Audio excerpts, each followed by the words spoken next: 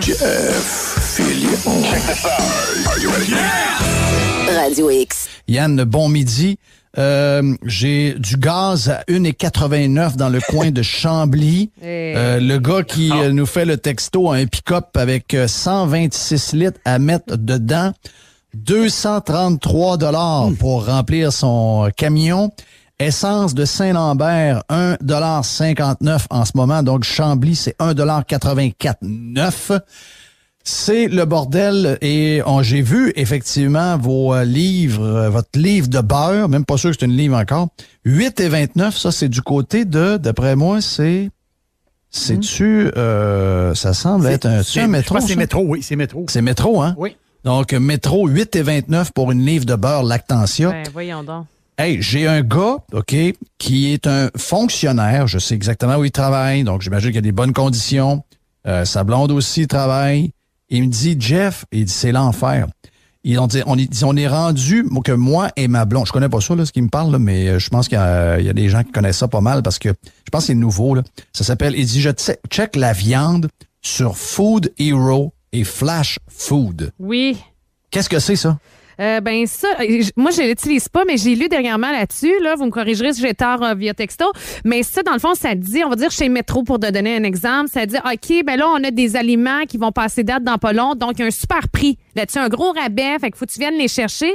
Et ce qui arrive, c'est qu'il y a tellement de monde qui utilise les applications que tu manques tous les super rabais. Tu sais, il faut comme tu sois toujours sur ton application pour pouvoir en profiter. Parce qu'avant, c'était moins populaire. Puis là, ça fonctionnait, mais là, ils ont trop de monde. Puis même, je pense que d'ailleurs, c'est les gens de Métro qui racontaient que là, on essaie d'en trouver d'autres sortes de gros rabais tellement il y a de demande, puis tellement qu'on le met 30 secondes plus tard, il n'y en a plus, là. Fait qu'il est déjà mon trop chum tard. laitier Bruno Pelletier me dit 225 $ dans mon camion de lait qui vient de rentrer. Donc, c'est bon. 225 $ d'essence. Alors, ça fait mal. Ça fait mal. Ils ont juste à avoir des autos électriques, eux autres. Là. Ah oui, ben oui, comme s'il y avait le moyen d'avoir des maudits chars électriques. Surtout avec l'hiver de fou qu'on a. On va dire de quoi, quand ta batterie se vide quasiment la moitié à partir de Saint-Anselme, aller jusqu'à Stoneham. T'es pas rendu à Saguenay avec ça, hein? Dis-moi donc, j'ai entendu ce matin dans le One-Two Punch, mon chum Dom m'a fait jouer des bouts de Jean Charest qui nous parle de comme un politicien des années 80, des grandes phrases vides, tandis que l'autre... Non, mais ce que l'autre, lui, il parle, il y a un autre concurrent, l'autre conservateur, lui, il parle des vraies affaires, c'est-à-dire qu'il parle le prix des maisons, le prix du gaz, le prix... C'est pas ça le rôle des politiciens, puis je comprends qu'ils n'ont pas de baguette magique, mais Simonac, on a l'impression des fois qu'ils sont pas dans la même galère que nous autres. Avec raison, sérieusement. L'augmentation des prix, c'est définitivement ce qui touche le plus les familles dans leur quotidien. Ce qui touchait le plus les familles dans leur quotidien, c'était les règles COVID. Là, au fur et à mesure, au Canada, que ça s'en va, puis on espère que ça s'en aille ici. Là, je veux dire, hein, on remarque une extrême lenteur pour le gouvernement québécois. Mais au fur et à mesure que ces règles-là s'en vont tranquillement, ben là, les priorités reviennent au budget. Et on l'a d'en face, là, l'essence, là, quand elle monte à cette vitesse-là, tu peux pas l'avoir plus d'en face que ça. Je veux dire, faut se faire à l'idée, là, on va voir des grosses chances, là, très probables qu'on voit le 2 piastres de litre dans quelques semaines, quelques mois. Là. On le frôle, on y arrive. Là. Fait que d'un moment donné, t'es là, tu te dis, ouais, 2 piastres le litre, on pensait-tu se rendre là? Tu sais, c'est quoi l'équivalent américain? C'est quasiment 8 piastres le gallon. Là. T'es là, tu te dis, OK, c'est spécial. Puis les politiciens font rien pour aider. On continue de parler de... Ben là, gars, j'ai un politicien devant de moi, là, je regarde son Twitter, quelqu'un m'a envoyé ça. Là. Steven Guilbeault. Ça, c'est le gars avec la chaîne orange, là, qui avec les deux polices, à un moment donné, qu'on a pogné. Il est devenu ministre, lui, de l'environnement. C'est un activiste, c'est un gars qui a 000 formation en environnement, 000, comme le gars Jonquière avait 0 formation en environnement. Zéro. Beaucoup de monde en environnement ici n'ont 0 formation là-dedans. 0. Le racisme environnemental est une question que notre gouvernement prend très au sérieux. Ça, j'avais jamais entendu ça. C'est la première fois que j'entends ça de ma vie. Là. Racisme racisme environnemental est une question que notre gouvernement prend très au sérieux. Ça veut dire quoi? Il dérape, là. C'est sérieux, là. Tu sais, que tu parles d'environnement, c'est une chose. Que tu parles de racisme, c'est une chose. Mais là, arrêtez de tout mélanger, là. C'est un moment donné, là. Il a mis une vidéo de Trudeau. Il a mis une vidéo de Trudeau, que c'est lui qui en parle. C'est Trudeau qui parle. Trudeau, il en dit donc bien des niaiseries notre journée, lui. Qu'est-ce qu'il fait là? Sérieusement, là. Les libéraux qui l'ont mis là, c'est une chose, mais nous autres qui l'ont réélu à l'automne, qu'est-ce qu'on a fait là? Sérieusement, là. C'était pas assez, on n'avait pas eu assez de preuves que Puis moi, c'est ce que je disais un peu un matin, Jean Charest devrait être à la place à Justin Trudeau. Moi, je suis pas contre l'idée de voir Jean Charest renaître de ses cendres. Il y a probablement encore une drive politique intéressante, sauf que c'est un libéral. C'est pas un conservateur. Envoyez-les dans le bon parti. Ouais. Qu'est-ce qu'on fait? Qu'est-ce que les conservateurs font à penser que Jean Charest est un conservateur? Sérieusement. Là. Je veux dire, pas l'affaire là. Vous allez dire que les gens de la droite économique, on est des freaks, puis on est des libertariens, nous autres, on est du monde pas fréquentable. Non, come on.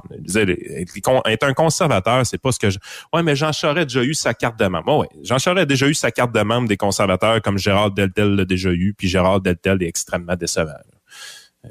Très décevant. À un moment donné. Très décevant. Veux-tu m'entendre Poilievre? Je veux pas te faire entendre Jean Charest, c'est vraiment trop mauvais. Là. Moi, je suis même pas sûr. Quand j'ai entendu ça, je suis même pas sûr, même chez les libéraux, je suis pas sûr que je l'entende. Mais Poilievre, d'abord, j'étais surpris de son français. Et puis je sais pas si je sais que les politiciens sont capables de faire énormément de dommages à nos vies. OK? De par trop de décisions, trop de règles, trop de ce que tu veux. Tu sais, les produits laitiers, là, le beurre à 8 piastres, là, ça, là, c'est bizarre, je m'entends dans mes écouteurs, c'est très bizarre. Mais j'ai 8 piastres pour du beurre, c'est parce qu'on est dans un système qui permet qu'on vende ce prix-là, parce qu'on est sur le comment ça appelle ça, la patente de l'offre, la gestion de l'offre. Le poulet cher, c'est encore une fois, c'est le gouvernement. Les maisons chères, c'est le gouvernement. Comment ça? Ben parce que les gouvernements nous empêchent de développer des quartiers, ils nous empêchent de développer des rues, puis ils ont protégé des territoires. Donc, avec le zonage, ils ont pognassé l'offre, ils ont contrôlé l'offre.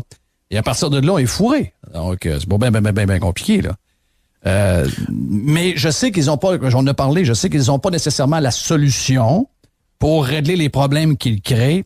Mais au moins d'entendre quelqu'un soulever qu'il sait qu'on vit un peu de misère avec la consommation puis de boucler le budget, ça fait un peu il y a un moindre mal quelque part. Donc, on va écouter M. Poilievre, voir ce qu'il avait à nous dire là-dessus. Bonjour, Pierre Poilievre ici. J'imagine que tu as entendu la nouvelle que la Banque du Canada vient d'augmenter les taux d'intérêt. Ça va augmenter le prix pour les hypothèques et pour la dette de 1000 milliards de dollars que Trudeau nous a créé. J'ai prévu qu'il allait y avoir davantage d'augmentation de taux d'intérêt et de l'inflation quand Trudeau a commencé à imprimer de l'argent pour financer ses énormes déficits. Mais je voulais juste vous dire que j'ai une bonne nouvelle. Je m'en vais en Saskatchewan maintenant. Je suis à l'aéroport d'Ottawa.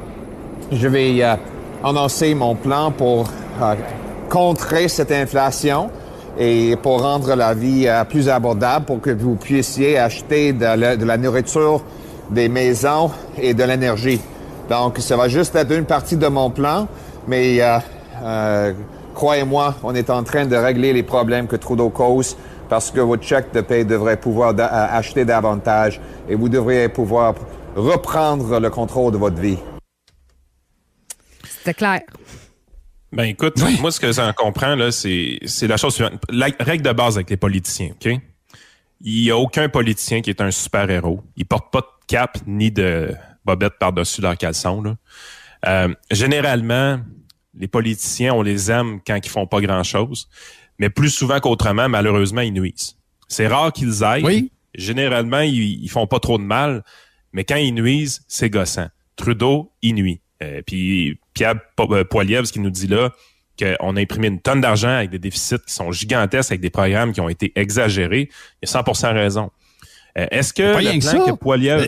Yann, pas rien que ça. Le fait que on va continuer dans la folie de l'environnement, puis qu'on va continuer à payer plus cher pour les tonnes de carbone, puis que ça va augmenter encore de 4-5 cents le prix du gaz qui va être rendu à 2 piastres. À un moment donné, arrêtez, ciboire. Il y a des États aux États-Unis qui ont décidé de couper pendant cette crise-là leur taxe sur l'essence. Donc, ils ont voté en chambre. Il y a certains États qui l'ont fait. Ils ont dit, on va essayer de soulager tout le monde. On va enlever la taxe de telle sorte. Ça va faire baisser de près 25 cents, 30 cents le gallon. Même si c'est pas grand-chose, c'est mieux que le payer. Donc, on va se retenir sur, mettons, 1 milliard ou 1,5 milliard de revenus, puis on va le laisser dans vos poches. Tu sais, à un moment donné, je veux dire, c'est quoi cette idée qu'il faut qu'on paye jusqu'au temps qu'on n'ait plus? Ah, exactement. La grénitude du gouvernement Trudeau, c'est ça. Ils viennent empirer tout ça. Est-ce que le plan qui va nous présenter, Poilievre, va réellement aider l'inflation? Peut-être. Laissez-moi avoir des doutes, honnêtement. Mais il y a une chose qui est intéressante, par contre. Si vous voulez le comparer absolument à Jean Charest, ben Poilievre est sur les vrais enjeux qui touchent les Canadiens. Donc, dans le meilleur des mondes, il nuira pas aux Canadiens. Mais c'est quand même intéressant d'entendre ça parce qu'à un moment donné, ce qui nous gosse avec les politiciens, c'est que t'es là, tu te dis, notre essence, là, aujourd'hui, elle a monté beaucoup. Puis on le voyait venir un peu, mais elle a monté beaucoup.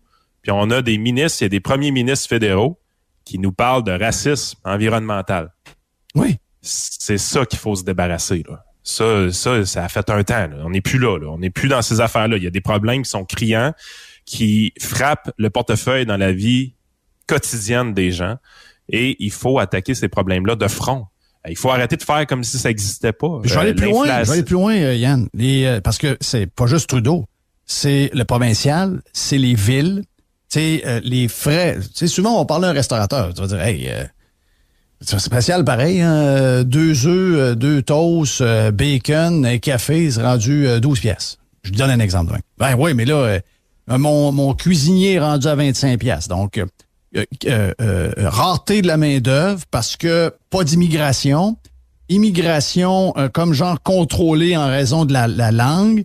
Les gens qu'on a, c'est pas ceux qu'on devrait avoir parce que c'est pas c'est pas ceux qui veulent venir ici. C'est ça, c'est pas l'entreprise privée qui décide. C'est juste basé sur quelque chose qui finalement n'est pas pantoute les problèmes de main-d'œuvre. Ensuite, ils disent mon taux de mon compte de taxes de mes restaurants a explosé. C'est la même chose pour une épicerie. Ça coûtait, mettons, pour une épicerie, ça coûtait 45 000 $ par année. C'est rendu à 82 000 $ pour un compte de taxes de la ville. Donc, tout le monde a ambitionné partout.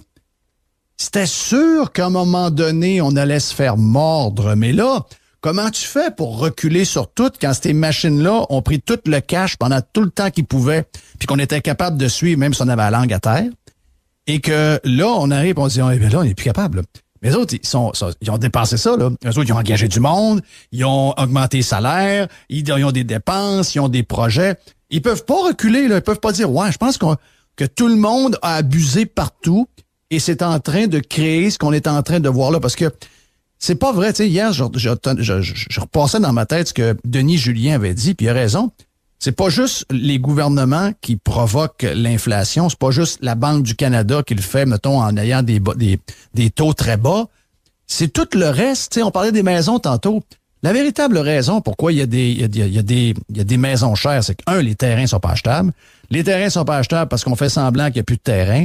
Ensuite de ça, on demande au gouvernement de, un peu comme ils font aux États-Unis, de vérifier s'il n'y a pas des monopoles qui se créent, s'il n'y a pas de la corruption, s'il n'y a pas des gens dans certaines industries qui sont pas en train de contrôler le prix. Puis il n'y a personne qui fait ça au Canada. Est-ce que dans la construction en ce moment, est-ce qu'on est au courant de ce qui se passe avec le prix du bois pour vrai?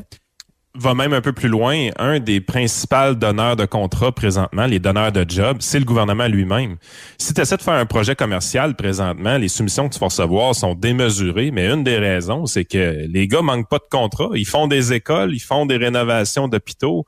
Le gouvernement surpaye comme c'est pas possible. Fait que les gars, ils ont-tu réellement le goût de faire affaire avec une petite entreprise qui veut développer un nouveau projet? Ben non, ils vont prendre le gros contrat gouvernemental juteux qui surpaye naturellement avec full extra à l'intérieur. C'est sûr qu'ils vont faire ça. Le gouvernement, naturellement, se fait fourrer quand il négocie. Là. C'est très connu, là, les exemples, on les connaît tous. Là. On peut parler d'abribus, on peut parler de tuiles dans le quartier chinois à Montréal. On connaît les derniers exemples qu'on a eus. Les maisons des aînés, certaines écoles d'un nouveau projet. À un moment donné, l'accumulation est très grande. Le gouvernement devrait se tenir très, très, très loin de détenir les bâtisses lui-même, puis de faire l'entretien de ces bâtisses-là et de la rénovation exactement. de ces bâtisses-là. Il persévère à le faire. Puis mais le dernier point que je t'ai donné, Yann, ça, c'est une autre affaire. Tu sais, on paie des taxes pour que on s'engage des watchers. On s'engage des chiens de garde qui vont checker si on n'est pas en train de nous abuser. J'en ai parlé ce matin dans le One Two Punch. OK? Là, il y a une histoire qu'il n'y a plus de vinyle 5-8 pour faire les planchers des maisons. OK? Ça vient de BC. Ils ont augmenté de 39$ la feuille à 89$. Si vous êtes dans une maison, vous avez besoin de 80 feuilles ou de 40 feuilles, dépendamment de la grosseur de votre maison, 80 feuilles, vous comprenez que c'est 8000$. C'est 8000$ juste de plywood pour mettre le plancher de bois dessus qui coûte aussi cher en passant. Donc là, en échange, on dit qu'est-ce qui s'est passé là? On ne sait pas. Il y a une genre de rareté. Il y a eu des achats beaucoup aux États-Unis. Et là, il y aurait une bébite, là. Il y aurait une bébite dans le bois, là, qui fait qu'en ce moment, du 5-8, on en fait plus. Puis là, s'il y en a plus, on monte encore le prix. Et là, pendant ce temps-là, si on veut prendre l'alternative du 5-8, c'est du OSB Aspenite, qui est contrôlé par des gens de Montréal, qui semble avoir acheté un compétiteur là, un autre compétiteur là, donc qui contrôle toutes les usines. Et eux autres, ils n'ont pas de rareté de stock. Du copeau, il y en a en masse. Ils ont du monde dans les usines pour faire la patente. Mais vu que le 5-8 a explosé, gadon, l'Aspenite est rendu au même prix ou à peu près. Donc, très cher. Donc là, il n'y a plus le moyen de s'en tirer. Mais si le gouvernement vérifiait, comme ailleurs, on vérifie souvent quand il y a de l'abus, il y a des gens qu'on pourrait pogner en disant « Hey, t'es en train de te prendre le contrôle du marché, t'as créé un monopole, tu joues avec le prix, on est quasiment dans la fraude, là. C'est carrément dans la fraude. » Et ça, là, on leur demande ça, là. Moi, je leur demande pas de me faire une leçon sur l'environnement à tous les midis. Je leur demande de me checker, voir si je me fais pas fourrer. C'est à ça qu'ils servent. Le gouvernement, normalement, dans une économie capitaliste comme la nôtre, sa mission, c'est d'entretenir une saine compétition, donc être un arbitre, autrement dit, s'assurer qu'il y a suffisamment de joueurs pour maintenir un marché dynamique et compétitif, qu'il n'y ait pas de cartel qui se forme. Ça, c'est la vraie mission du gouvernement. Tu sais, j'arrête pas de dire que le gouvernement devrait sortir de plein de missions, mais celle-là, spécifiquement, elle lui appartient et il devrait être un excellent joueur de ce côté-là. Ils sont même pas capables d'être bons là-dedans. Le gouvernement, au lieu d'arriver et de dire quand on construit une maison, on va venir inspecter la qualité de la construction, il préfère gérer avec une tonne de listes de métiers via la CCQ, les corps de métier. Est-ce que toi, tu as le droit de poser une hotte de cuisine? Oui. Est-ce que tu as tes cartes de ferblantier? Est-ce que le charpentier a ses cartes? Est-ce que lui a ses cartes? On fait que surveiller des cartes. Donc, on s'assure que le cartel qu'on a fabriqué est respecté, mais on check même pas si la qualité de construction est au rendez-vous. Fait qu'à un moment donné, tu es là, tu te dis, tout ce qu'on fait ici, c'est protéger le fournisseur, protéger le producteur, mais on pense jamais à protéger le consommateur. Jamais. C'est la chose la plus importante à faire. Il faut qu'on pense plus au consommateur, puis le consommateur, il est facile à gérer. T'as pas besoin de le surveiller. On se fait cochonner à longueur de semaine. Pas compliqué. Oui. On se fait cochonner à longueur de semaine, que ce soit par eux autres, avec tout chaque fois qu'ils mettent le nez quelque part, ça nous coûte plus cher. L'essence, la bouffe. Qu'est-ce qu'ils font dans la bouffe?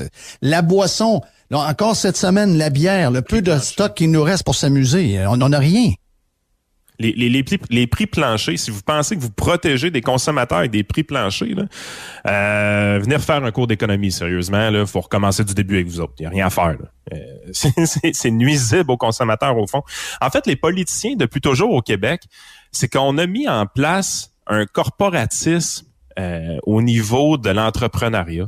Dans le sens que une business qui est capable de se développer sans subvention, sans photo avec des ministres, sans programme local de subvention, c'est pas une business respectable. C'est pas une PME qu'on apprécie vraiment parce qu'on n'a pas été capable de prendre de photos avec eux autres. Une vraie business qui crée des bons emplois, là, il faut qu'on soit capable de signer un chèque de 200 millions, qu'on puisse faire une annonce, couper des rubans. Que Fitzgibbon soit là pour la photo.